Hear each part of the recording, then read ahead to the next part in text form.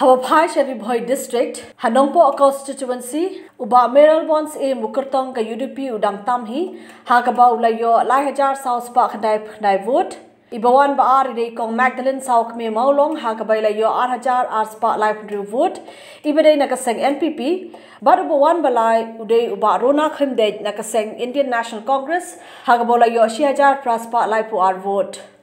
La Umsnin Constituency Pat, Dr. Celestine Lingdo nakaseng Indian National Congress udang tam hada bapmi egri khubor hakabola yo sawajar news pak hadwe vote ubawan baar ude kurtong ka UDP uba Sunshine Makri hakabola yo lahajan news pak 100% vote barbawan balai ude uba Jason Sauk me molong hakabola yo lahajar south pak prapu ar vote haum roi pat ukertong ke NPP uba daman bait lamare udang tam hakabola yo 100,000 sanpui vote Both parts of George Bilingdo nakaseng All India Trinamool Congress hagabola yo sanhajar kandai spalai pulai vote. Hadin part one soba Stan Lewis Ribhoi nakaseng Indian National Congress hagabodang yo sanspa arpulai vote.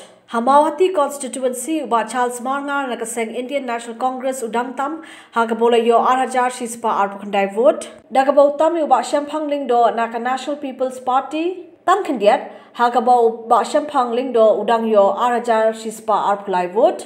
Badbuan balai pat hadu menta ide kong bayahun lang makdo nakaseng UDP hagabai layo shiajar praspa prapsau vote.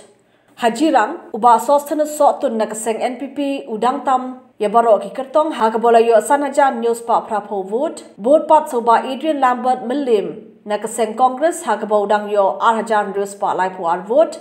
Baru balai pat usanmun di Marak nakaseng All India Trinamool Congress hagabodang yo arhajar south pa prapulai vote.